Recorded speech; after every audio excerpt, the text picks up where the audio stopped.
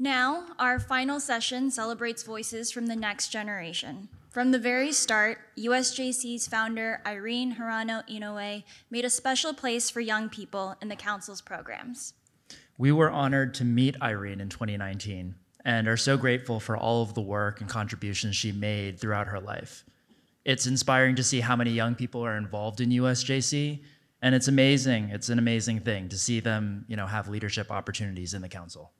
Now, let's welcome some of our speakers on stage.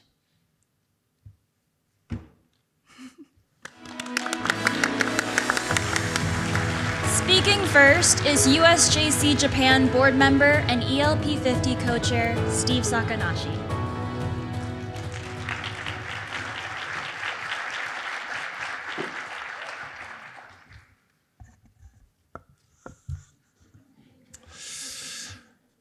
Good afternoon.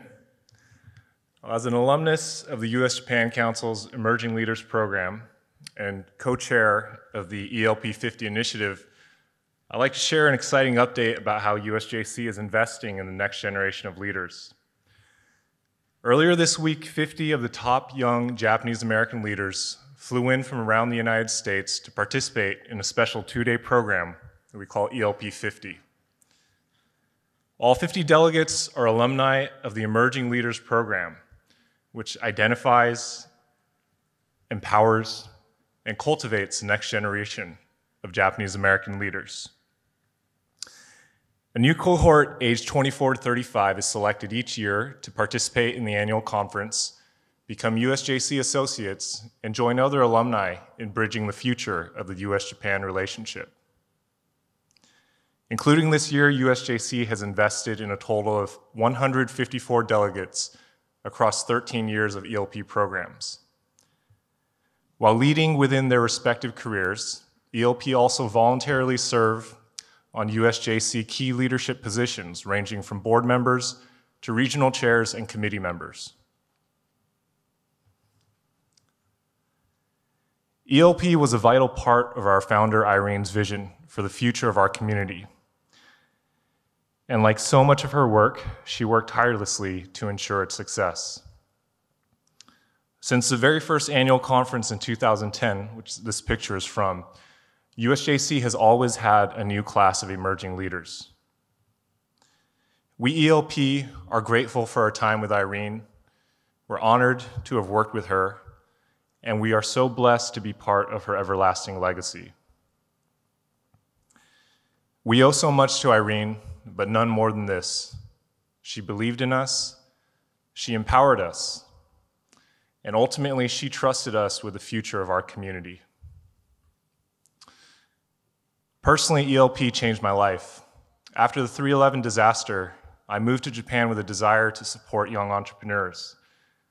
But as a typical fourth-generation Japanese American from Los Angeles, I really didn't understand Japan. I definitely couldn't speak Japanese, and I didn't have many personal connections. But after I joined ELP in 2015, USJC invested in me by providing mentoring, peer support, and a strong network in Japan. I was able to work with Irene and many others on Tomodachi programs as a coordinator and also a mentor. These experiences shaped my growth as a bicultural leader and opened up tremendous opportunities for me in Japan. Today, I'm one of the leaders at a Japanese startup called Matchbox, helping Japanese companies and local governments eliminate labor shortages by making work flexible. I've also had many opportunities to serve within USJC as a regional and committee member, and recently I received the opportunity and honor to serve as a board member of the US-Japan Council in Japan. But all of these things I owe to Irene and the many others who believed in the potential of ELP. One of the others who believed in the potential of ELP is my mentor, Paul Yonomine. A little over a year ago, I began talking with Paul about how we could ensure that all ELP alumni, many of whom, like myself, are fourth and fifth generation Japanese Americans, over 100 years disconnected from Japan, how could we ensure that all ELP would have a strong connection to Japan in the future? And Paul came back to me with a big and bold idea, and he said, Steve, let's bring 50 ELP alumni to Tokyo for a special program. We're going to teach them about Japan, we'll introduce them to Japan's top leaders, and we're going to raise the visibility of young Japanese Americans. And of course, Paul shared this vision with others, found like-minded sponsors to fund the initiative, arranged meetings with Japan's top leaders, and asked the Japanese media to tell the story of ELP 50 to the Japanese people. Well, after a whole year of planning, this week, the vision of ELP 50 finally became a reality. Now I'd like to share a slideshow to show everyone what we experienced. If you'll show the slideshow.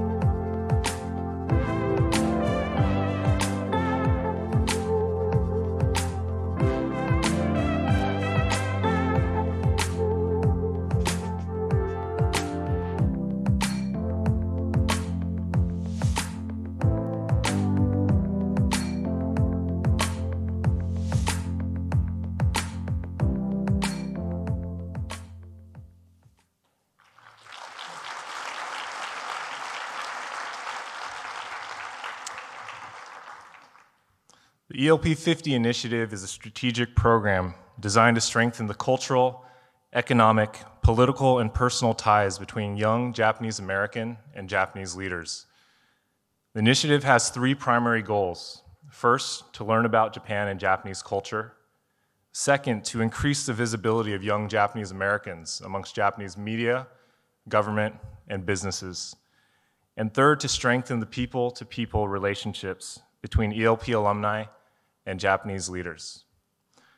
This week, the ELP 50 explored opportunities for bilateral collaboration between the two countries on areas related to climate change, economic and technological innovation, national security, and more. By planting the seeds of meaningful connections between young Japanese American and Japanese leaders, the ELP 50 initiative has set the stage for a new generation of US-Japan partnerships. I'd like to close by thanking Irene, Paul, Suzanne, and the many others who contributed to making ELP 50 a success. And to all of our new Japanese friends who we met throughout this program and also here today, I'd just like to say that we're looking forward to welcoming you next year when you come to Washington, D.C. for the annual conference so we can introduce you to all of our American friends. And with that, I'll just end by saying thank you, and we'll see you next year.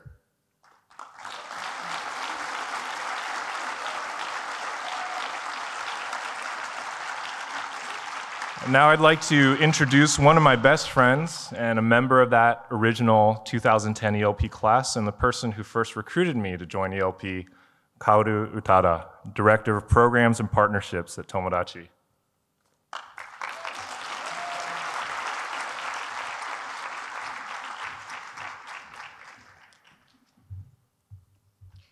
Thanks for the introduction, Steve. Let me lower this mic here. Hello, everyone. My name is Kaoru Utada, and I'm a Shin Nisei born and raised in New York. I'm also an ELP. I currently have the amazing job as Director of Programs and Partnerships at the US-Japan Council, which gives me the privilege to work with young people and develop opportunities for future leaders of Japan and the United States. We like to call them the Tomodachi generation. Suzanne asked me to speak to the impact Irene had on my life. Irene and Senator Inoue have helped me take the leap in discovering more of my Japanese American identity, taught me the depth of community, and gave me the opportunity to pay it forward. Let me share my story.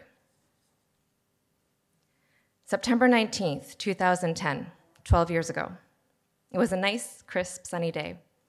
I had gotten an email a few weeks back inviting me to Washington, D.C., and notifying me that I had been selected as the first cohort of a new program by an organization called the US-Japan Council. The new program was called the Emerging Leaders Program, and I was one of 8. We were all in our 20s and came from different cities, industries, and backgrounds, a spectrum of different Japanese American experiences. And yet, I felt a strong kinship with each of them right away, and our bonds became stronger as we shared our experiences with each other in nervous excitement as we weren't sure what to expect. And let me tell you, what happened next went beyond our expectations. That afternoon, we were guided to a cocktail reception where the first people we met were Senator Inoue and Irene. As we were fangirling and guying, they introduced themselves to us as if they needed introduction. They saw how nervous we were and made us laugh and put us at ease as we nervously shook hands with these legends. They then proceeded to tell us how excited they were that we were here and the importance of this program and why they created it. They said that we, as Japanese Americans, had an important role to play as bridges for not only good US-Japan relations, but for the world, and that they were looking to us to be the future leaders of our communities and beyond. This community was larger and more impactful than I ever imagined. Irene kindly took us around and introduced us to others who would eventually become significant people in our lives. Fast forward to 6 months later, the northern region of Japan would be hit with a massive earthquake and tsunami and change the trajectory of many lives throughout Japan and across the world. I had the chance to travel to Ofunato and Rikuzen Takata, where I had the opportunity to help out in the region that was one of the hardest hit areas in Tohoku. We've all heard stories of grief, resilience, and hope in the aftermath of disaster, and I experienced that firsthand as well, and it will stay with me forever. The news industry I was in was great in providing a platform for smaller voices to be heard and to create awareness on issues that needed to be addressed. Yet, we didn't get to help with solutions or see stories through. The 2011 Great East Japan earthquake struck me in a different way, and I knew I wanted to do more to help, but I wasn't sure how. A year later, I would find myself with a one-way ticket to Japan, having handed in my resignation letter to ABC News and embarking on a new journey to support the country my parents came from, back to Tohoku, where I had met so many amazing, resilient people. I connected with the people Irene had introduced me to at that first annual conference. And amazingly, the pieces and passions and opportunities connected. And I was able to work with inspiring people to build what we now call the Tomodachi Initiative from the ground up. Many of you have been able to meet the inspiring alumni of the Tomodachi generation who have come out of the over 320 programs that have engaged individuals and communities and created ripple effects beyond. Thanks to our amazing supporters from both the US government and Japanese government of Japan, and to our amazing contributors from corporate sectors, to our partners from local organizations and educational institutions. These Tomodachis are making a difference in the world. Starting with the Emerging Leaders Program that first year, Irene has been developing that vision to support the next generation and make sure we provide those coming after us by continuing to bring possibilities into this world. The belief that if we can get people together, give them the tools and resources to help them scale, help them learn from failures, and connect them with each other to learn and inspire, they can solve the world's problems together. And they become leaders in their communities and their industries. They will have cross-border relationships and connections that will be powerful enough to change the world. Today, there are over 9,900 alumni across the world who have had life-changing experiences thanks to Irene's vision and passion to empower the next generation and build a pipeline for young leaders to thrive. We are standing on the shoulders of giants, and it is our responsibility to continue their vision. Now, I'd like to introduce our next speaker, representing the Tomodachi generation. I have known him since he was a high school student from Ishinomaki, and I'm very proud of the work that he's done for his community. Please help me welcome Rinpei Takahashi.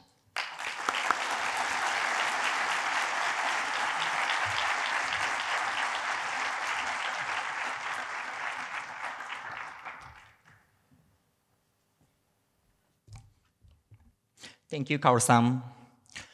Hello, everyone. My name is Rinpei Takahashi, and I'm honored to be standing here before you representing Tomodachi alumni. My first connection to Tomodachi was the 2015 Tomodachi St. Louis Ishinomaki Grassroots Exchange Program. At the time, I was a high school student, and the experience of studying in the US had a big impact on me.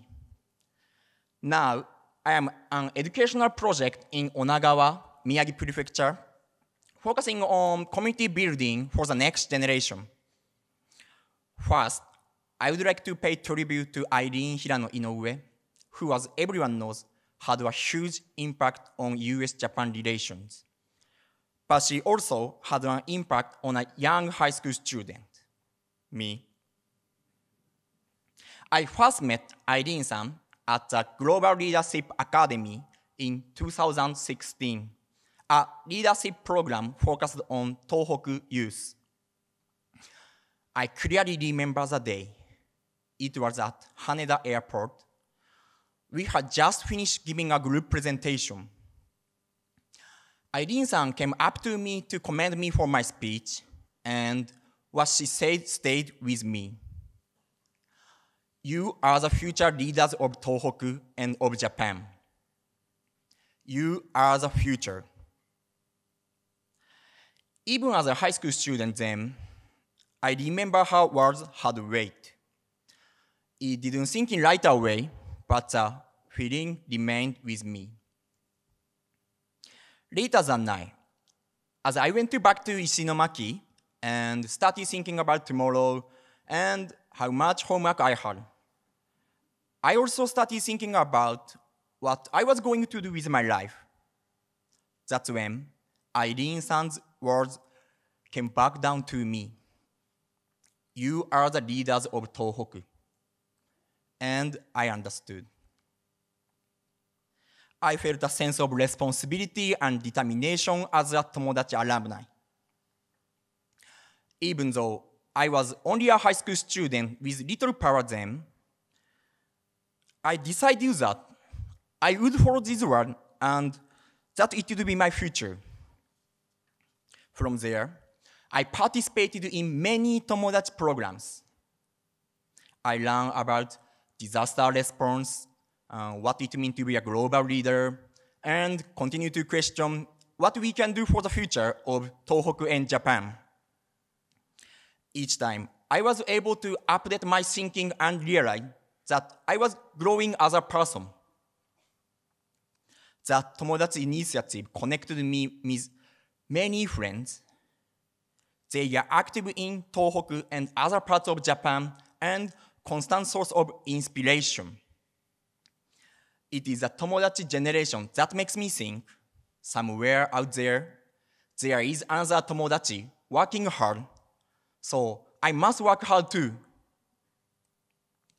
I am convinced that This is the power of tomodachi.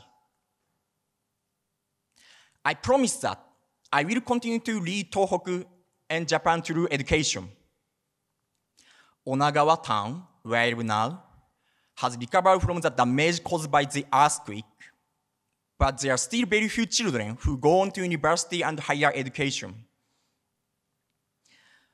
Children from the countryside are becoming adults without knowing the vastness of the world. I want them to know and experience other communities around the world and feel that their own town is wonderful. That is why I want to develop a great educational environment for children of Onagawa. The Tomodachi Initiative has opened me up to the opportunities in the world, and I want to pass that on to the next generation.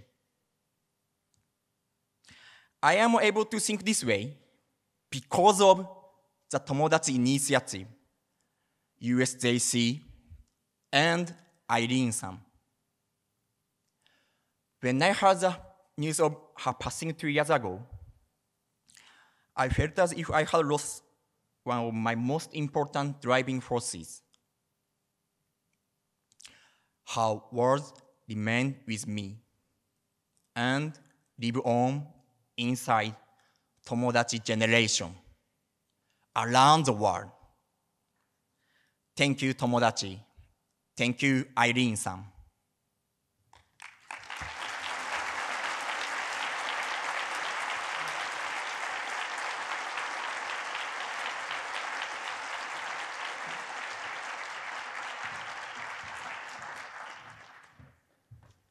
Such inspiring stories. Thank you for sharing your personal experiences. Irene's hope to plant the seeds for the future are truly taking root and blossoming. Next, let's focus on an inspiring leader who has repeatedly demonstrated his commitment to the next generation, Mr. Toshizo Tom Watanabe. To share a bit about his story, please welcome USJC's Executive Vice President, Mr. Fred Katayama.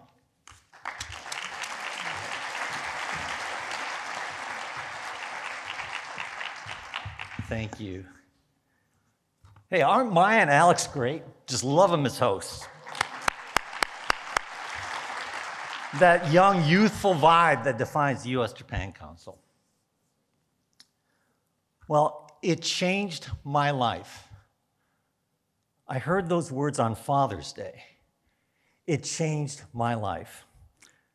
Now, I wish those words were the words of my teenage son and that the it were replaced by daddy, but they weren't. Those words came from Daisuke Maruichi. Now, Daisuke is a young associate member of USJC, and the it that he was referring to is a Toshizo Watanabe study abroad scholarship program. Now, Daisuke hails from a small rural town in Mie Prefecture. That scholarship that he got enabled him to go to New York and get a master's degree at Columbia. He now works today for the United Nations. Now, Daisuke told me that what made this scholarship different from the other one that he got is that this one resulted in a lasting relationship with the giver. That is the U.S.-Japan Council and the opportunity to tap into the USJC's network. And hearing scholarship benefactor Tom Watanabe explain why he gives made Daisuke pledge that he too will someday give. Now, I'm sure that story would put smiles on the faces of our founder, Irene Hirano Inoue, and Senator Dan Inoue. By the way, I hope you guys saw that statue of Senator Inoue outside. You can take a picture with him and get an Instagram moment. But my mind turns back to that day in 2009 when we founding board members spent the whole day hammering out that vision and mission statement that would launch USJC. We all pledged to educate, groom, and produce the next generation of Japanese American leaders and connect them to others in our network on both sides of the Pacific. The senator said in his deep stentorian voice, "Wouldn't it be great if we Japanese Americans, other Americans, got together with the Japanese living in the US and Japan to work together to improve and strengthen US-Japan relations. Well, Tom Watanabe's generous gifts helped make that possible. In 2016, he gave the USJC $10 million to launch the Toshizo Watanabe Study Abroad Scholarship. Now, that helps fund scholarships for education at the undergraduate and graduate school level for both Japanese and Americans. Now, this year, he gave us another $10 million, as Suzanne Basala explained earlier today. The Tomodachi Toshizo Watanabe Leadership Program exposes Japanese high school students to diversity. So it went from grad school to college, undergrad, to high school. I'm wondering, is K-12 going to be next for Tom Watanabe? Well, Tom, let me tell you a little bit about him. He believes in giving back. He was raised by his widowed mother in Zushi in Kanagawa Prefecture, and life wasn't easy. He worked at the family dairy store at the age of 12. He saw the Tokyo Olympics, and that inspired in him, geez, why don't I try studying abroad? Well, he tried for a scholarship while he was at Keio, and he got a full ride at Brandeis University in Boston. And he tells me that's where he also first witnessed the hippie counterculture movement of the 1970s. He's blessed with this entrepreneurial knack. He set up a test prep school for cram-stool students, for college-bound students in Japan, as well as a Japanese language student for foreigners. He eventually returned to the US and succeeded a friend as CEO of the International Wellness Products company called Nikken Global. Well, Tom, he himself is global. Last year, he presciently launched a scholarship for refugees in Japan. He continues to back several educational institutions, including the University of Iceland. They're wondering, Iceland? We just saw some pictures before on the screen on the sustainability thing. Well, he also gives to his alma mater, Brandeis, which is where he met his roommate, who became his lifelong friend, who became the ambassador to the US and became Prime Minister of Iceland. So talk about a great network. Tom's good karma must have rubbed off on his roommate. So next, you're going to find out who inspired Tom to give. So USJCers, especially you Watanabe fellows out there, let's show our appreciation to the chairman of the Toshizo Watanabe Foundation, a true tomodachi to the USJC, Toshizo Watanabe.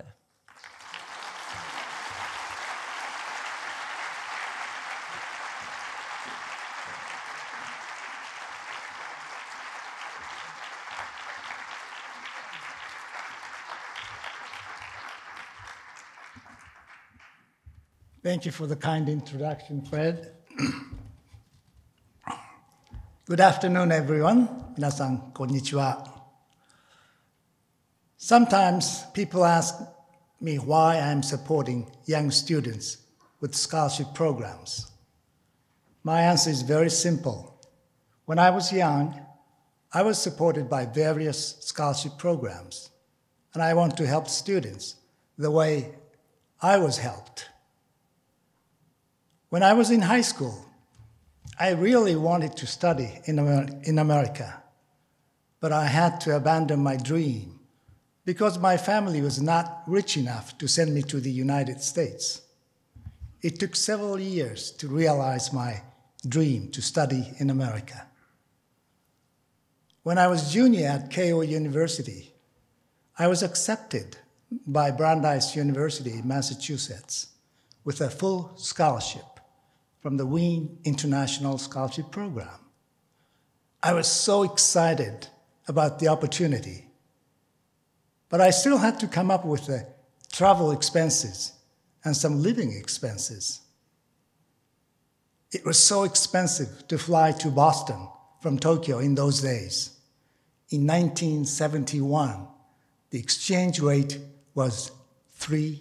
160 yen to the dollar. I was fortunate to be financed by the founder of Panasonic, Mr. Konosuke Matsushita. He was interested in establishing his own school. I traveled from Tokyo to Osaka by bullet train to be interviewed personally by him. I was told I had only 15 minutes, but he interviewed me well over 30 minutes. He asked me a lot of questions about my background, my view on Japanese politics, and so on and so forth. He was 76 years old, and I was only 22 years old. After the interview, his executive assistant told me I was accepted, and I was a test case number 1, meaning guinea pig number 1. Looking back, I'm so grateful to him for supporting me during my stay in the US.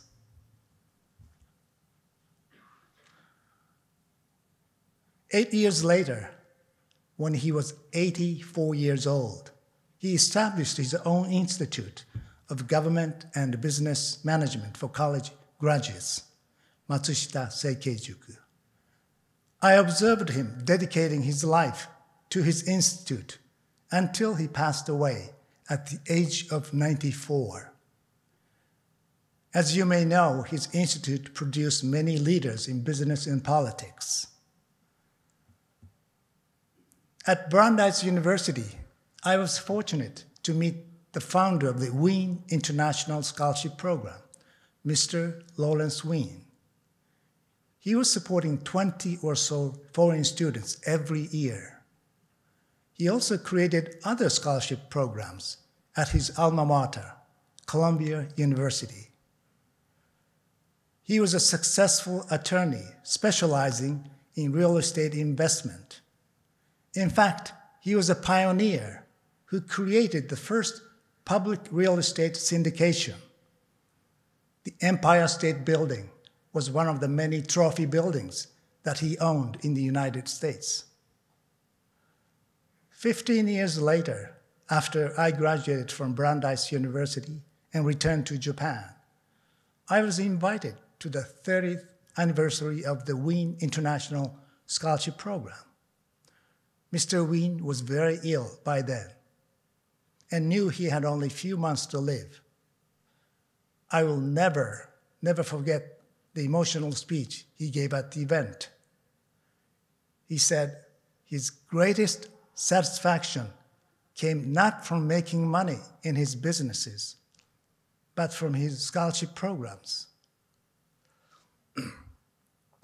I am not as successful or as wealthy as Mr. Matsushita and Mr. Wien were by any means, and I know I can never pay them back. But what I can do is pay it forward by emulating what they have done after retirement. I wanted to do that in a small way. I have simply given back what I had received from them as a young student. So my goal for the rest of my life is to support those who would not be able to receive a decent education without financial aid. And I hope some of the Watanabe scholars will do the same in the future. Thank you for listening. ありがとうございました。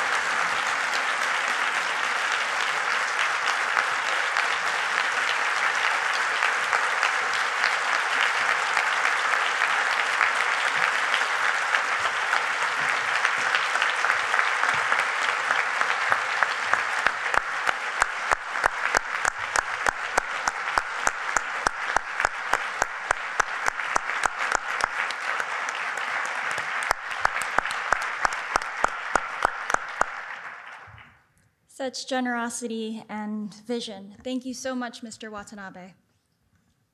This summer, the first group of Japanese high school students visited Los Angeles on the Tomodachi Toshizo Watanabe Leadership Program, one of the first in-person exchanges the council supported since pandemic restrictions were eased.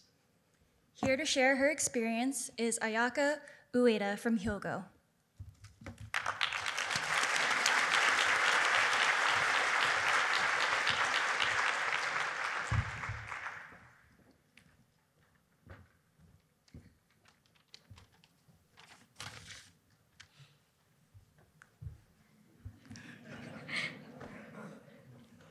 Hi, I'm Ayaka Ueda. I participated in the Tomodachi Toshizo Watanabe Leadership Program this summer with 13 other Japanese high school students, and we spent 10 days in the Los Angeles area. I received a lot of inspiration through this program. First, I learned the importance of meeting people. Through this program, I met many people who strive towards its goal in the United States. Among them, I was particularly impressed by the stories I heard from UCLA students, Caltech students, and researchers. They told me that their research did not always go well, and sometimes they faced obstacles. But they didn't want to regret not trying.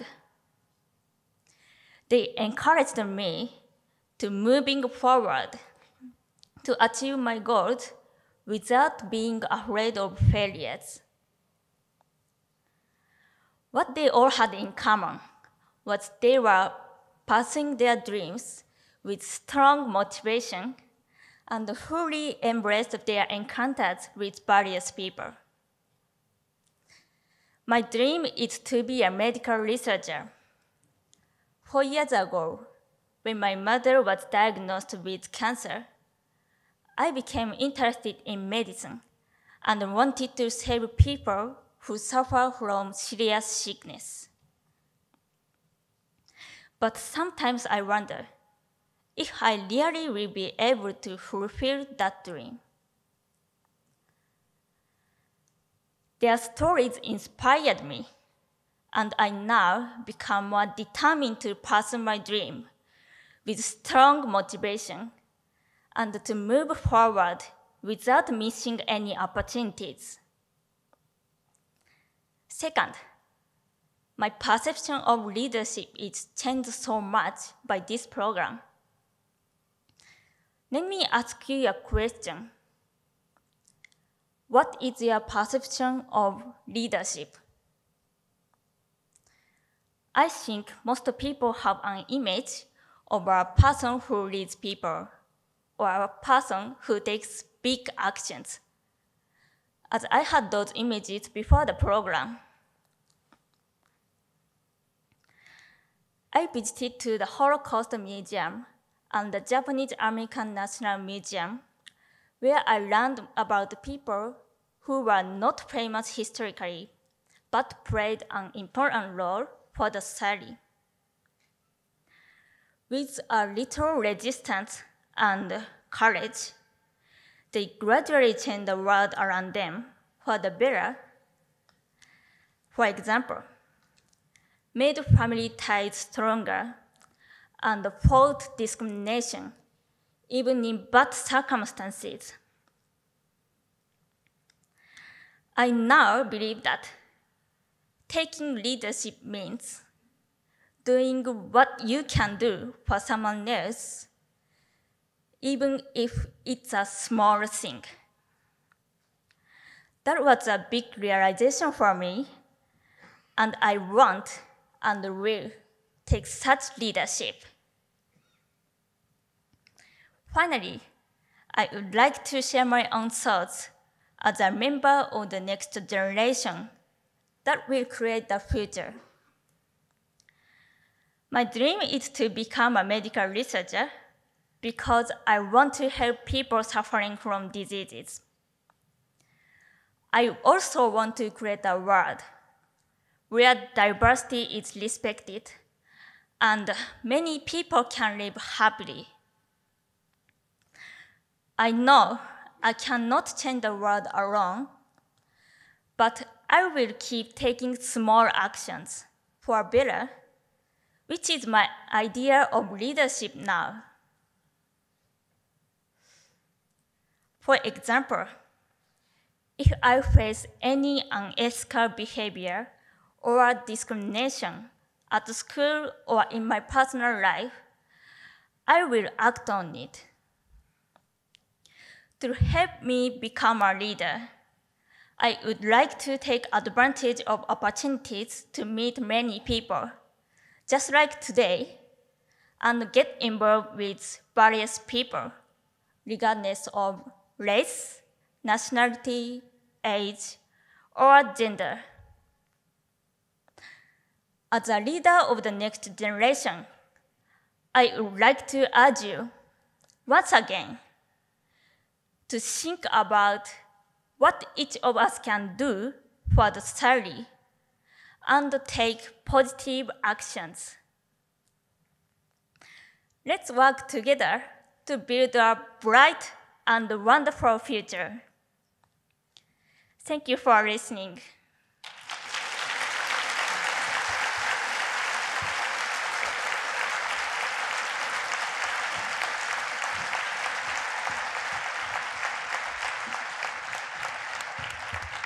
Amazing. Just think what the future holds for Ayaka and other people like her. Let's thank our speakers once again as they leave the stage. Thank you.